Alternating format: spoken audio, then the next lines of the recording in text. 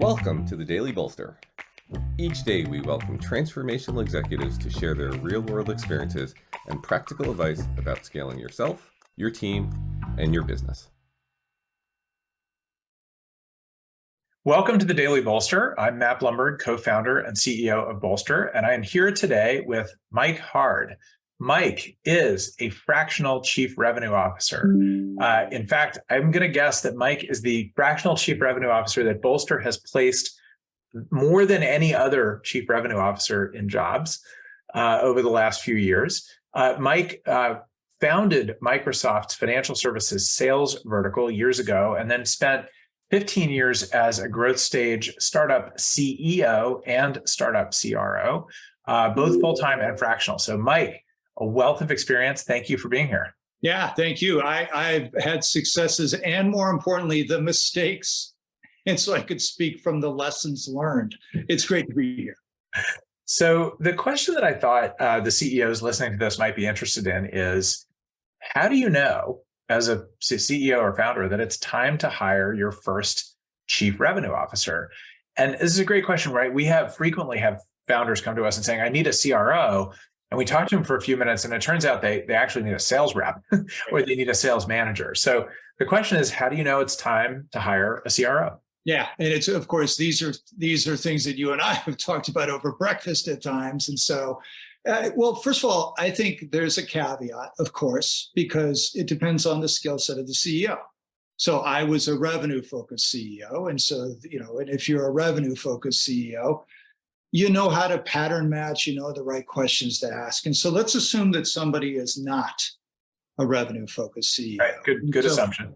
Yeah. And so I usually think at that stage, it's you need a chief revenue officer, CRO, when you're ready to scale. Okay, who isn't ready to scale? But I think that you're ready to scale when you have a predictable, repeatable sales motion.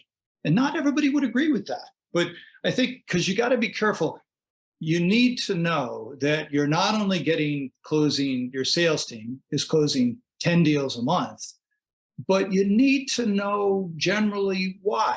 You're generally predictable on deal cycle, percentage of deals closed, relationship of pipeline to the forecast, all of that noise, so that you know you're ready to scale. Because if you scale too early, you're just compounding the mistakes. And so when you have that, then you know you want to, it's not just adding 2 or 3 AEs, which is a capacity problem, and that can be handled by your VP of sales. You really know that you want to scale, which is really adding resources in tandem across marketing and sales and aligning them. And that's a CRO. And what are some of the pitfalls in hiring that first CRO?